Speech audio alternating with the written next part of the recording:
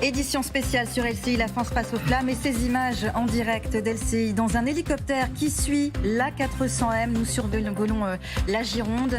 Nous sommes avec nos invités, avec cette arrivée imminente de cet avion d'Airbus, ce couteau suisse qui va prêter main forte aux sapeurs-pompiers qui sont à l'œuvre. Vous savez que 200 000 personnes sont évacuées en Gironde et dans les Landes avec cette menace de ces incendies. Les renforts donc qui arrivent, l'A400M qui va répandre du retardant sur cet incendie en espérant pouvoir retarder, freiner en tout cas au maximum l'avancée des flammes, en tout cas la progression. Boris Vadiachev, vous êtes avec nous, vous êtes expert et architecte pour tout ce qui est infrastructure. Qu'est-ce que ça peut être l'impact de cette A400M? Qu'est-ce qui peut aider les pompiers? Quelle est la plus-value?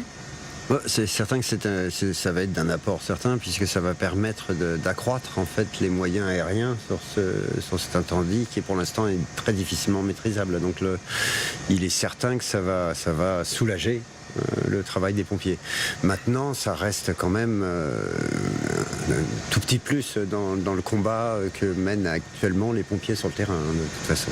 Donc ça ne va pas changer si considérablement que ça les choses. Il faudra développer des moyens beaucoup plus importants face à la situation actuelle. Oui, c'est un peu la situation de la dernière chance. C'est expérimental pour l'instant. Oui, c'est ça. C'est la première fois que ce genre de dispositif est mis en place. Marianne Hesnaut, merci d'être avec nous. Vous êtes journaliste environnement. Qu'est-ce qu'on peut espérer? Est-ce que la situation peut basculer avec ce déploiement de cet appareil hors du commun, j'ai envie de dire? Alors l'objectif ici, c'est d'aller attaquer le feu en amont, ce qu'a expliqué le ministre de l'Intérieur ce matin, c'est-à-dire au début du feu pour essayer de l'arrêter, de le contenir et pour qu'il ne se propage pas sur le reste du territoire. C'est un atout pour les pompiers qui sont sur le terrain. Les pompiers répètent aussi que le combat se fait beaucoup au sol pour lutter contre les flammes, mais ça va permettre, on espère, que le feu ne se propage pas davantage.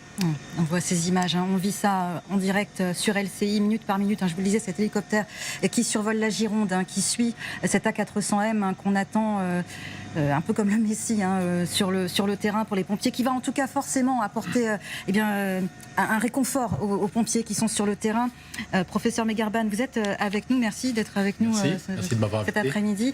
Vous êtes avec nous aussi pour nous expliquer un petit peu les conséquences, la toxicité des flammes, toutes les conséquences que ça peut avoir aussi sur le corps humain. C'est aussi pour ça que le cran a été relevé d'un niveau. C'est que là, la situation devient critique pour les personnes qui sont alentour. On a dit 200 000 personnes évacuées, c'est pas pour rien. Oui, vous avez les risques pour les pompiers, c'est-à-dire ceux qui sont à proximité des flammes directement, et vous avez les risques des retombées de panache des fumées d'incendie à distance pour la population environnement. Donc il y a deux risques un peu différents, entre guillemets. Donc l'évacuation des populations à large échelle, c'est essentiellement pour éviter d'inhaler des fumées d'incendie à distance des feux. Pourquoi? Parce que ces fumées contiennent deux types de produits. Des gaz toxiques, du monoxyde de carbone, mais aussi des produits d'hydrocarbures aromatiques, aussi donc qui sont un peu cancérigènes, du dioxyde de carbone, donc des gaz, mais surtout en fait des particules en suspension, et notamment des microparticules qui ont un diamètre de l'ordre de 2,5 à 1 micron. Et on dit la taille d'un cheveu, je crois. Ça peut être même inférieur, ça peut être même de 0,1 micron. Et donc en fait, ces particules peuvent flotter dans l'air et se disperser à plusieurs kilomètres du foyer d'incendie initial. Et eux sont essentiellement irritants des voies aériennes supérieures, donc irritants des muqueuses ORL et irritants de la peau. Donc si vous avez notamment une maladie respiratoire comme de l'asthme, de la BPCO, bronchopneumonie chronique toutes les personnes vulnérables doivent être évacuées en priorité, c'est ça? Alors voilà, vous risquez d'avoir une décompensation de votre maladie respiratoire. Mais évidemment, les enfants, les personnes âgées, les personnes avec comorbidité, les personnes fragiles sont aussi plus à risque que le sujet sain sportif. On voit justement, voilà. regardez les panaches de fumée, etc. Exactement. C'est pour ça que les FFP2 ont été distribués. Alors, on va dire, voilà, donc si vous devez respirer de l'air à l'extérieur de votre domicile, parce que vous n'avez pas le choix, parce que vous devez bouger, parce que voilà, à ce moment-là, si vous êtes fragile, il faut effectivement mettre un masque FFP2 qui a pour objectif de filtrer ces particules. Il ne filtre pas les gaz. Donc tous les gaz, eux, persistent. Mais en fait, les gaz sont essentiellement toxiques pour ceux qui s'approchent du feu, donc pour les pompiers. Par contre, à distance, c'est essentiellement les particules, notamment les microparticules. Alors, il faut savoir que les masques FFP2 filtrent essentiellement des particules de plus de 1 micron. D'accord. Par contre, tout ce qui est plus petit n'est pas filtré. Mais en fait, les risques pour le corps humain d'une exposition aiguë sont essentiellement les risques des particules de 1 à 2,5 microns qui vont irriter les voies respiratoires. Par contre, les plus petites particules, elles, ont un risque, on va dire, à plus long terme, mais essentiellement un risque dû à une exposition prolongée. Et donc, ce n'est pas le cas ici. D'accord. Qu'est-ce que ça vous inspire Alain Mazeau, vous êtes climatologue, un chercheur émérite, je le rappelle, au laboratoire des sciences et du climat et de l'environnement. Quand vous voyez ces images, je vous disais, on survole la région, le département de la Gironde, on suit cet A400M. Qu'est-ce que ça vous inspire? Tout d'abord, on peut se féliciter de l'action des pompiers, de tous les services de protection civile, y compris cet A400M. Si vous voulez, suite aux épisodes de canicule, la végétation est extrêmement sèche. Et les pins, c'est inflammable. Donc, c'est pas une totale surprise. Oui, vous n'êtes pas surpris. Oui. Voilà. Ce qui est quand même surprenant, c'est l'ampleur et la rapidité. Mais vu l'assèchement qu'il y a eu à cause des canicules précédentes, encore une fois, c'est qu'une demi-surprise. De cet ordre-là? Ah oui, regardez, il y a 4 ans, il y avait eu des incendies déjà très importants du côté de la dune du Pilat. On n'était pas dans cette ampleur-là quand même. Hein. Là, en 48 heures, il y a eu quand même... Ça a été très vite. La progression a été très rapide. Bon, là, c'est pas fini, il faudra voir. Mais effectivement, ça va très vite et ça pose des problèmes parce qu'on est en été, il y a beaucoup de personnes, il y a beaucoup de touristes et heureusement, tout se passe dans l'ordre, sans panique, etc. Hein. Donc... surprise, pas totalement. D'ailleurs, il n'y a pas que chez nous. Il y a le cas de l'Espagne. Le Canada aussi. Le Canada, chaque année, là, ça retombe en quelque sorte sur la France et sur le sud-ouest. Hein. Surtout que le sud-ouest, en fait, vous avez des arrivées d'air chaud qui viennent d'Afrique du Nord et qui passent par l'Espagne, de l'air très chaud qui assèche effectivement la région. Hein. Les températures à Bordeaux ont battu des records, tout ça. Donc, dans le contexte du changement climatique, du réchauffement lié aux activités humaines, les gaz à effet de serre, c'est malheureusement pas très surprenant. Je voudrais qu'on aille retrouver Marion Buchet qui est avec nous en ligne, qui est experte aéronautique, ancienne pilote d'attaque. On suit sur LCI en direct, sur ces images. On survole la région de Gironde en suivant avec cet hélicoptère la trajectoire de l'A400M. Merci d'être avec nous. Expliquez-nous un petit peu comment est-ce que ça se passe, le déploiement d'un A400M. Qu'est-ce qui lui est demandé? D'où est-il parti? Quelles sont les missions qu'on lui demande?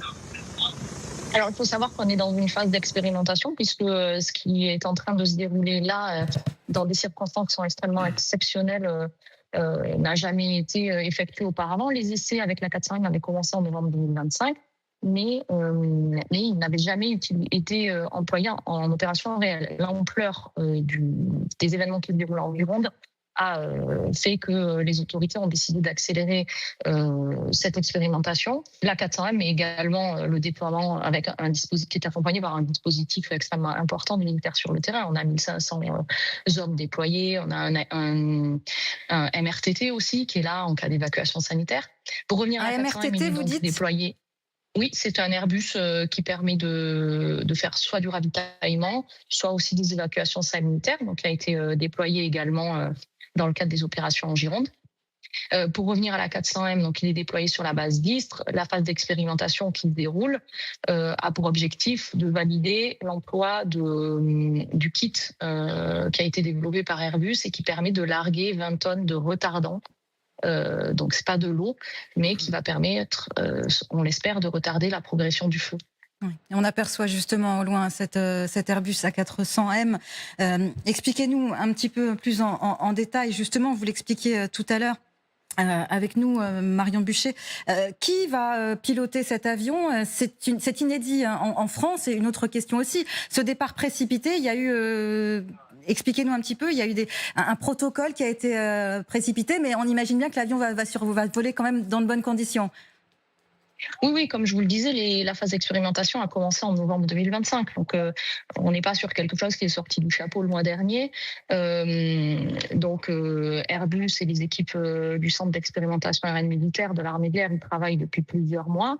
Le largage aussi est quelque chose qui nécessite une importante formation. Les pilotes de la sécurité civile, quand ils rentrent, passent 5 ans avant d'être complètement formés et autonomes sur les missions qui sont les leurs. Donc là, j'imagine que comme pour tous les essais, on va prendre un petit peu des marges et puis voir un peu comment tout ça se comporte. Il y a déjà des essais en vol qui ont été réalisés, mais là, c'est la première fois qu'il va être utilisé en conditions réelles. Est-ce qu'on sait si il y aura un deuxième largage de prévu, ou est-ce qu'en général, il n'est utilisé qu'une seule fois ? Alors, on ne sait pas, puisque ça n'a jamais été tenté. On est dans une phase d'essai, donc j'imagine qu'il va y avoir un débriefing de ce qui s'est passé, qu'on va voir si éventuellement il y a eu des problèmes ou si tout s'est passé correctement. Si tout s'est passé correctement, il est fort probable qu'on puisse envisager une reprise des vols assez rapide. Si on s'aperçoit qu'il y a eu des incidents, il est fort probable qu'on essaie d'abord de les résoudre. Mais de toute façon, l'A400M, c'est une solution un peu d'urgence, parce que de toute façon, il faut pouvoir revenir pour refaire le plein, à la différence des Canadair qui, eux, larguent de l'eau directement sur le feu et sont en noria autour du feu. Donc, vous avez quand même déjà entre deux vols un délai qui est lié au fait qu'il faille refaire le plein de retardants à proximité de la zone, mais qu'il faille quand même refaire le plein. Donc, on ne sait pas exactement quand le deuxième vol va se dérouler. Est-ce que justement les rotations des Canadair, des Dash sont suspendues en attendant que l'A400M fasse ce largage ? Comment est-ce que ça s'organise ? Ça, je ne peux pas vous dire, mais le plus probable, c'est que vu l'étendue du feu, ils aient séparé les deux. Parce que le feu est très étendu et du coup, je ne suis pas sûre que la flotte de 12 Canadair dont dispose la France, et en plus, on n'est pas sûr que les 12 puissent voler en même temps, mais je ne suis pas sûre qu'ils puissent tout traiter en même temps. Donc, à mon avis, le plus probable, c'est qu'ils ont mis les Canadair dans une zone, que les Canadair sont en train de traiter la zone la plus prioritaire, et que la 400M va effectuer son expérimentation sur une zone qui sera un petit peu moins prioritaire.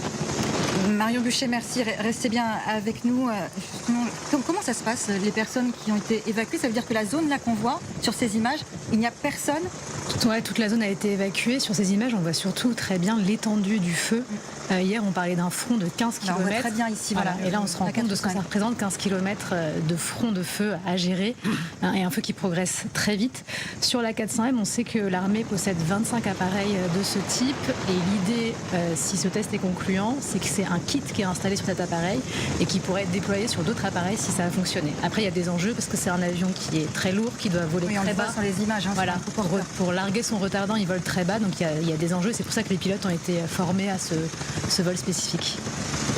On disait, donc on suit ensemble sur LCI ces images. On a vu en gros plan, regardez cet avion A400M qui a été déployé au-dessus de la région de Bordeaux. On est à Lacanau ici, image en direct sur LCI. Boris Vediachev, on parlait tout à l'heure de repenser l'occupation des territoires. C'est une priorité. Quelle est la priorité absolue d'ailleurs ? Oui, bien sûr. Dans la priorité absolue, pour l'instant, c'est d'arriver à maîtriser ce feu-là et l'éteindre, ça c'est certain. Mais on pense déjà au coup d'après aussi. Alors, pour penser, par contre, il va falloir sérieusement qu'on fasse évoluer les choses en France et qu'on prenne d'arrache-pied. Alors, ça ne concerne pas seulement les incendies, mais tout ce qui concerne la prévention des risques en général. Ça fait déjà des années qu'on alerte tout le monde là-dessus avec le réchauffement climatique. Ça fait, comme je le disais tout à l'heure, Haroun Tazieff en parlait déjà dans les années 70. C'est franchement pas nouveau. On a tous les rapports qui le montrent. On savait prévoir ce genre de choses, ce genre d'incendie. Alors c'est inédit, c'est vrai, mais ça se trouve demain ou l'année prochaine ou dans 5 ans, on va en avoir un 2 fois plus gros, 3 fois qui sera encore moins gérable malgré des moyens supplémentaires de pompiers. Donc le seul moyen de réduire le risque, c'est notre adaptation. Et l'adaptation, alors aux inondations, aux feux de forêt, comme je le disais tout à l'heure, sur toutes les différentes façons qu'on a d'entretenir ces forêts, de créer des ruptures dans la continuité du combustible, de revoir le mitage pavillonnaire dans certains massifs. Il y a plein d'autres choses à faire. L'éducation des populations, on a parlé de ça aussi, la sensibilisation des gens. C'est tout un ensemble, c'est multicouche en fait. Et on a 970 km de côte en France à réadapter avec la montée des eaux, avec avec l'érosion côtière, etc. On le voit très très bien. Donc il y a un énorme travail à faire. On a des départements d'outre-mer aussi, on a vu le cyclone Chido. J'y suis retourné il n'y a pas longtemps. Ils sont dans la même situation qu'il y a un an.